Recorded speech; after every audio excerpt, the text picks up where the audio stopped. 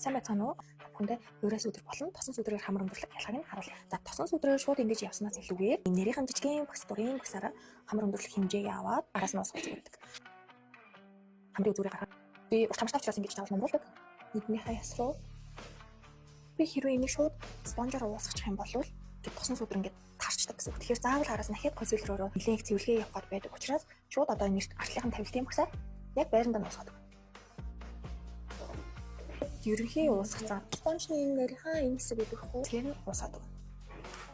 Шууд цэвэрлэхийн тулд ерөнхийдөө консилер аваад яг байранд нь бас уусгадаг. Ингээд болчихлоо. Анхны тавьж байгаа хүмүүс жоохон хэцүү байдаг. Яг л тагшаа жоохон ингээд харчаал юм бол хамар өндөрлөг биш хамраа ингээд бол натгар харагдуулаад идэг. Тэгэхээр та бүхэн маань хэрвээ тавьж чаддаг натурал харагдмаар байвал тосон сүдрийг сонгоод харин ерөөсөө тавьж чадахгүй гэвэл хамгийн ихэндээ өөрөөс өдрнээс эхэлж өндөрлөөрэй гэж би зөвлөнө. Одоо та нартай өөрөөс өдрээр хамар өндөрлж харуулъя. Хамар бол нүрийн түүх хэсэг. Тэгэхээр хитрхи тод өнгийн сүдэр нүрийн түүх хэсэгт тохиромжгүй байдаг. Хамраа доороос шонтоолохдоо ингээд жоохон үрээд өгнө. Харуулах зүйл болвол онтыг нэг заавал баг нэмж тавина. Нэг дор ингээд их тавьчаад ингээд үрээд тэргээ саяны шиг одоо тосон сүдэр тавьж байгаа шиг ингээд уусгаад байхгүй. Харин хангалттай өөрийнх нь хүссэн хэмжээнд тавих хүслээ баг нэмээд явна гэсэн үг. Миний хувьд бол энэ хол нүртэй учраас энэ хоёроо бол маш тод тавьж өгдөг. Нэрийнхэн өндөрлөмөрийн дурын хэмжээгээр ингээд тушаад байна. Хамрын сүдрийг одоо энд тавьсан консилертай хэсэг рүү оруулахгүйгээр яг байранд нь уусгаж байна. Хамрын самсаа багснаар байвал сүдрийг ингээд зэрэгэд ажилтаа.